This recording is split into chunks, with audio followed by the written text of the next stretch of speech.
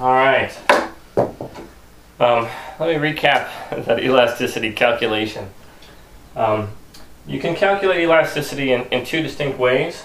One is when you change the price in a discrete way from like $5 to $6, and another is when you're just looking at considering a teeny tiny change when the actual amount of the change is not significant. So to do an example similar to the one I showed before, if you take an equation for demand, then you can ask at any particular price, what is the elasticity right here, right now, at this price? So pick anything. How about $15? At a price of $15, we know that the quantity demanded is 100 minus 4 times P, which is 100 minus 60, which is 40. And the other part of our formula is the rate of change, the change in quantity with respect to price, which is just, it turns out this, coefficient on price. This says if price goes up by 1, Q goes down by 4. It's how Q changes as P changes. And so plugging all this into the elasticity formula,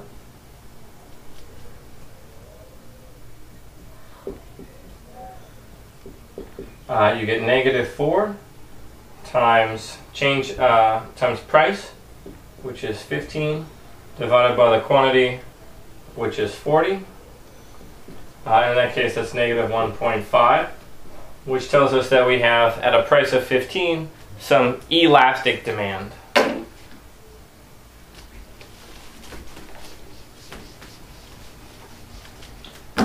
The other way to consider this is to say, if I used to charge a price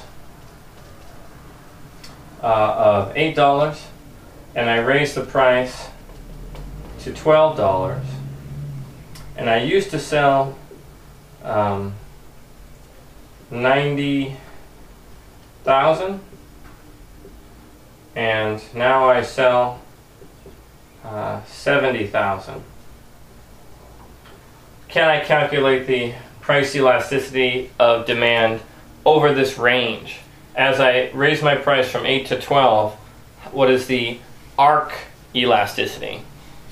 And so the elasticity over that range, or arc, is just the change in quantity over the change in price times the price over quantity. And what we tend to do is use average price and average quantity here. So how does quantity change? I go from 90 down to 70, so that's minus 20,000. How does price change? I go up from 8 to 12, so that's plus 4. The average price is going to be 10. That's the average of 8 and 12. And the average quantity is going to be 80,000. And so there's an awful lot of canceling of zeros. And then I've got minus 20 over 32. If you want, you can simplify that either on a calculator or using your love of fractions. It's minus 5/8.